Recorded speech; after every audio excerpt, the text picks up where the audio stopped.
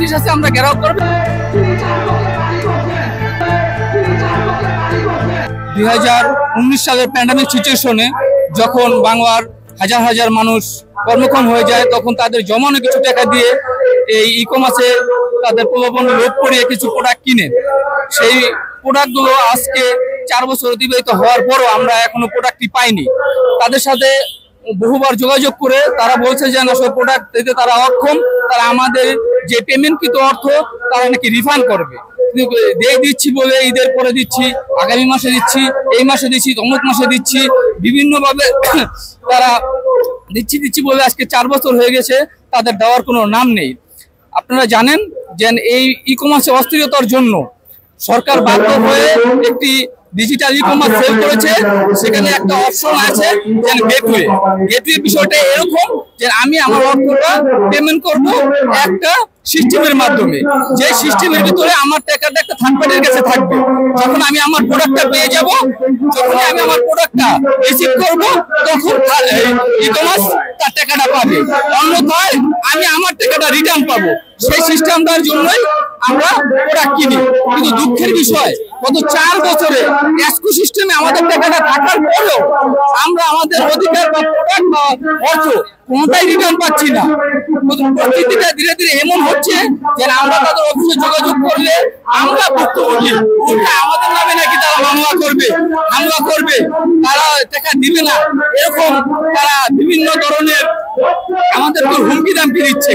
সেই জন্য আমি চাই আমাদের সেই দোষদের আদার নাই, এখন বাংলাদেশ বদলে গেছে। এই বদলে যাওয়া বাংলাদেশের ভিতরে বাংলার জনগণের টাকা নিয়ে আর কেউ বিদেশে পাড়ি দিতে পারবে না।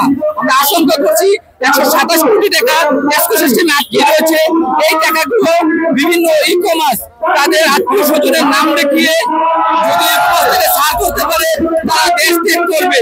তাহলে আমাদের দেশের হাজার হাজার জনগণ তার প্রোডাক্ট বা টাকা আর কোনোভাবে ফেরত পাবে না।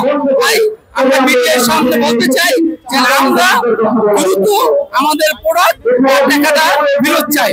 আমরা সর্বপ্রথম, আপনারা জানেন, একটি গ্রাহক প্রতারিত হলে প্রথমে তাদের ভোক্তা অধিকারে যেতে হয়। আমরা ভোক্তা অধিকারে অনেকে 4 বছর আগে অভিযোগ জানিয়েছি, অনেকে রিসেন্টলি অভিযোগ জানিয়েছি, এবং আমরা ভোক্তা অধিকারের সাথে মিটিংয়ে করেছি। তাদের কথা হলো, যদি কারো প্রতি ফৌজদারি মামলা থাকে, তখন নাকি তারা তাদেরকে শুনানির জন্য ডাকতে পারে না। তারপর তারা আমাদেরকে আশ্বাস করেছে যে রিপন মেয়েকে তারা চাপ প্রয়োগ করবে, আমাদের টাকা যেন তারা ফেরত দেয়। তারপরে আমরা বাণিজ্য মন্ত্রণালয়ে যোগাযোগ করেছি। বাণিজ্য মন্ত্রণালয় জানিয়েছে যে এসকো সিস্টেমের যে 127 কোটি টাকা আটকে আছে, এই টাকাটা ছাড় করানোর জন্য বাণিজ্য মন্ত্রণালয়, বাংলাদেশ ব্যাংক, প্রশাসন এবং ভোক্তা অধিকারের স্ট্রং কমিটি হয়েছে। সেই কমিটি মিটিং হলে এই টাকাটা কিভাবে ছাড় করা যায় সেই সিদ্ধান্ত তারা নিবে, এবং আমরা গ্রাহকরা তার বেনিফিট পেতে পারি। কিন্তু এখানে প্রশ্ন হচ্ছে, রিপন মেয়ে কেটুতে একটা লিস্ট দিয়ে সেই টাকাগুলো আস্তে আস্তে ছাড় করাচ্ছে।